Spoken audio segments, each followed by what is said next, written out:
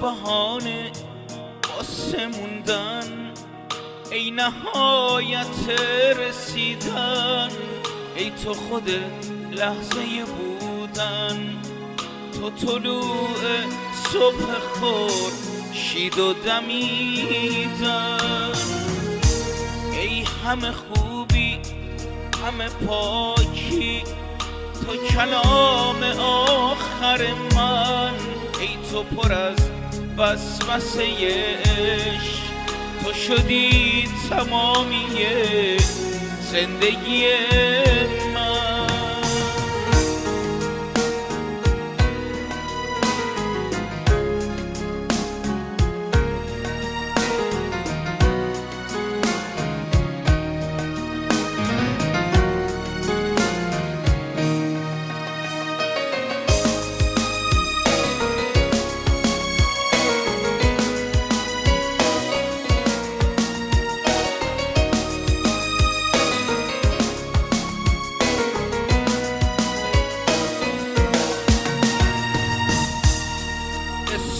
تو هرچی که میگم همه تکرار تو هر پای دل من، چشم تو هر جا که میرم جاریه تو چشمای منتظر من. ای تو بهانه واسه موندن، ای نهایت رسیدن، ای تو خود لحظه بودن، تو طلوع صبح خورشید و دمیدن.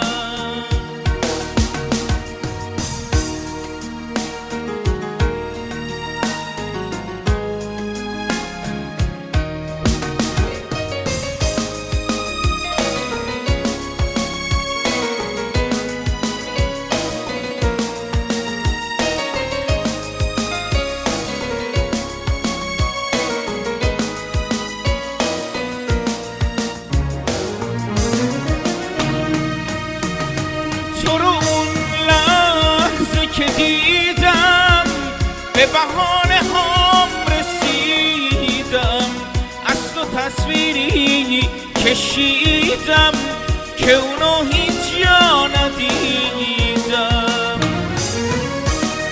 تو رو از نگات شناختم، قصه از عشق تو ساختم، تو رو از خودت گرفتم، با تو خاطره ساختم. ای تو بهانه واسه موندن، ای نهایت رسیدن، ای تو خود لحظه بودن، تو طلوع صبح خورشید و دمیدن.